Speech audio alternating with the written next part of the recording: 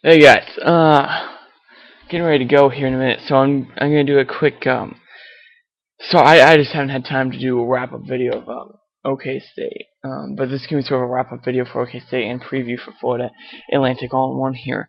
Um, Oklahoma State, that game just nothing new, nothing new. Team just quit. They played a really good first quarter, but it looked like after that long touchdown pass Whedon to I can't remember the name of their Oklahoma State receiver. He's really really good. But after that long pass, looked like the team just gave up. Aaron Williams had good coverage, had great coverage on the pass. But pass was caught anyways. That happens sometimes, and the team just gave up after that. You could tell Blake Gideon was chasing him and then just sort of gave up on the play.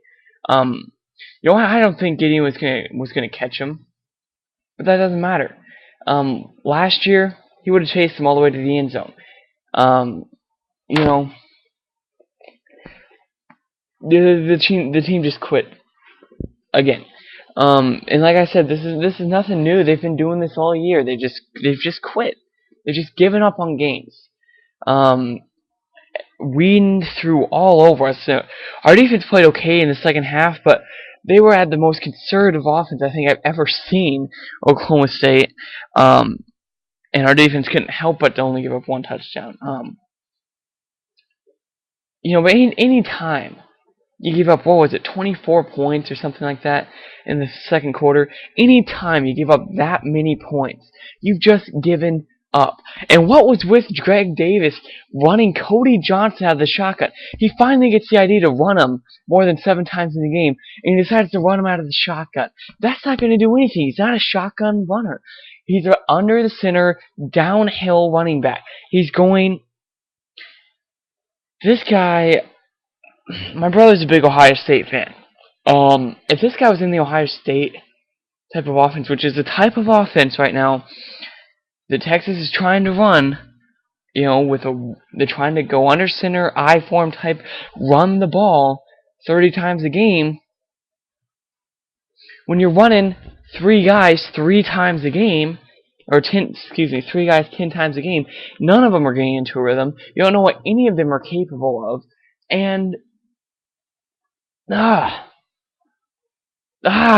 that's all I can say. This has been such a frustrating year because the team's given up, and we have the one running back we have to run this type of offense we want to. We will not run. What has he been doing for us his entire career?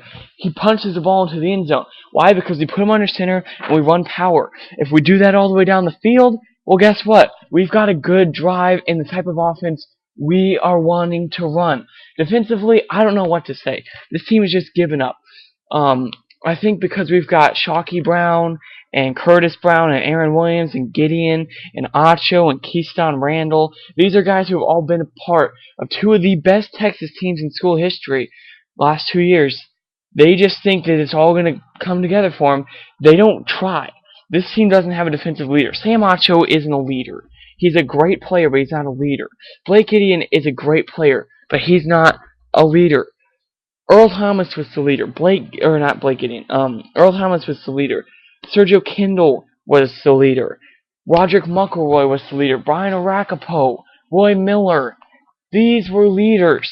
This year, this team doesn't have a leader on offense. They don't have a leader on defense. Gilbert has thrown some awful passes this year. Just awful. He's looked awful. But why is that? It's because they don't let him do anything until the game is already over. They don't let the handcuffs off until the game's already over. And even if they did, Malcolm Williams and James Kirkendall wouldn't be able to hang on to the ball to save their lives.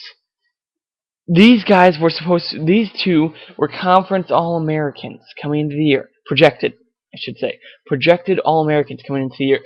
They have not played like it at all. I thought Gilbert was going to be more ready for the season than he was when he started. I mean, I'm a guy who's given Gilbert a chance after chance after chance, giving him a lot of slack. Loads of slack, because, I just think, this is not all his fault. You know what I'm saying? He has a bad offensive line, bad receivers. This is not all his fault. But, he still hasn't played well. there's so many times where he has not put the ball into the hands of his receivers, where it's been way out there, where they've had to just been awful passes, where he hasn't helped out the receivers much.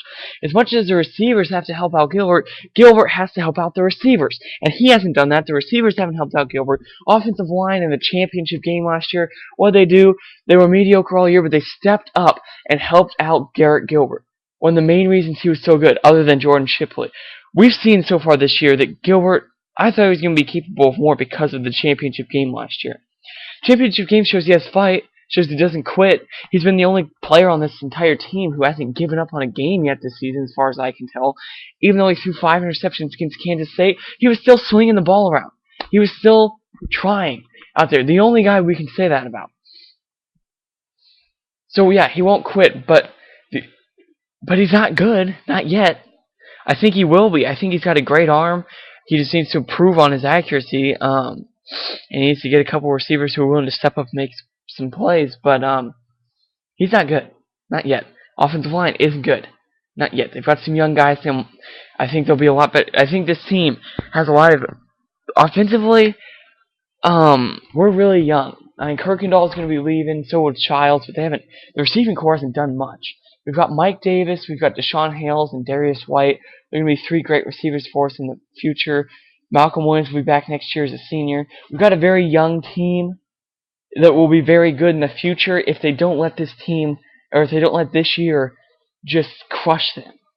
And I don't think they will, because that won't be a Mac Brown team. But now, for Florida Atlantic, to be completely honest, I really know nothing, literally nothing about Florida Atlantic, because I didn't think I'd have to. But, you know, I can't believe I'm actually saying this, but Florida Atlantic, we may have to play, we're going to have to play a very good game to beat Florida Atlantic. A very good game. You know, I've gone through already, and I've sort of, you know, looked at, you know, conversations and looked at Florida Atlantic's, what they're good at. They're not good at much. They're kind of like us. Their quarterback only has 12 passing touchdowns, and he's got, you know, he's got 7 interceptions, which that's better than Gilbert. But as a team this year, Florida Atlantic has 20 touchdowns offensively. Anyways, offensively, they have 20 touchdowns. That's awful. But hey, we're not much better. Florida Atlantic, you know, this is one of those teams who Florida Atlantic is going to get. They're going to come out and they're going to try to, you know, to run the ball a little bit, throw some short passes. You know, at least try to do something well. You know, they're going to, even this year, they're going to be completely overmatched against Texas. But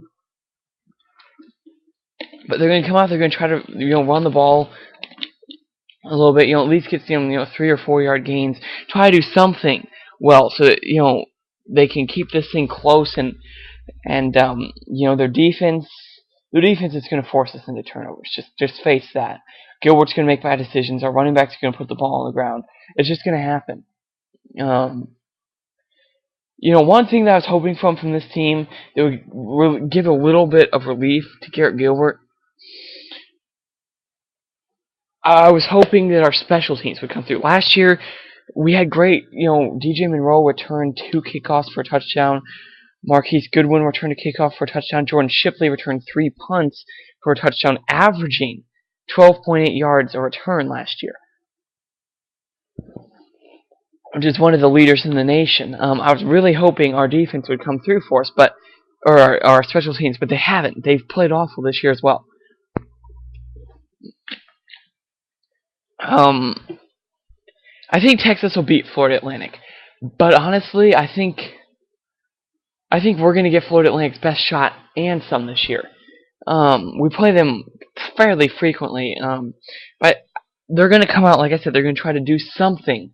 Just have some success at something so that at the end of the game, when it's getting to crunch time, and they've kept it close because they've had, just a little bit of success at something, which, probably going to be running the football. By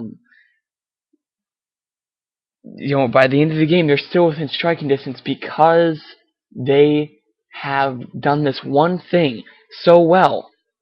Or, they don't even have to do it so well. They just have to do it moderately. Because we're just awful this year. So they're going to run the ball pretty well. That's my guess. They're going to run the ball pretty well. And then they're going to keep this game close because we won't be able to do anything. Their defense is going to force turnovers. This is going to be a very close game. I think we'll win. But it won't help ourselves out any. Because we are literally, this time, we're just going to win because we're Texas. Because we just have one too many athletes. We're just a little too fast, a little too strong for Florida Atlantic. And we should be. In past years, we've beaten them 45-10 or something like that. This year, we could probably win 24-14, 28-14.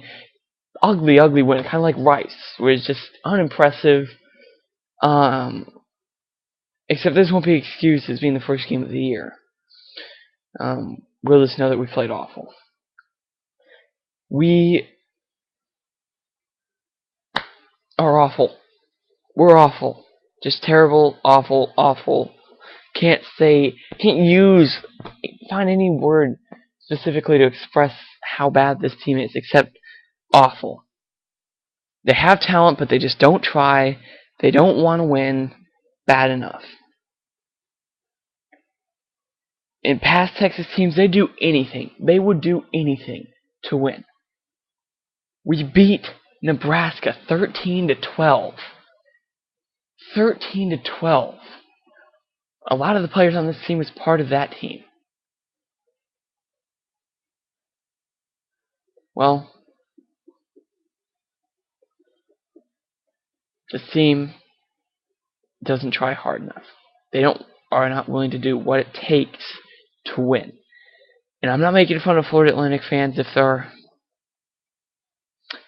assuming there are a bunch of Florida Atlantic fans out there. I'm not trying to make fun of any of you, guys, people going to the school or anything. I think we're going to have to bring an actual game to beat you. I honestly do not know anything about you. I know you have a better record than we do, 4-5 to our 4-6. But this is the type of game where we're going to get your best shot because it would make your year to beat Texas. As sucky as this Texas team is, it would make your year to beat us. So we're going to get your best shot, and I don't know if we're going to be able to handle it because we're going to come out, and for some reason this team still thinks at 4-6 that they're going to win because they're Texas. I have no idea why. Maybe I don't know. Maybe they haven't watched the film of themselves in game, but they're still going to come out with that sense of entitlement. Florida Atlantic's going to give us their best shot. We'll probably win just because, like I said, we're just going to be a little bit too much Texas for them. But that will only help boost the ego of this team, whose ego should be about pea size right now, but in a sense about the size of the universe. Anyway, I think this experience will be good for future Texas teams. Will be good in the future. Hook 'em horns in Texas. Please beat Florida Atlantic.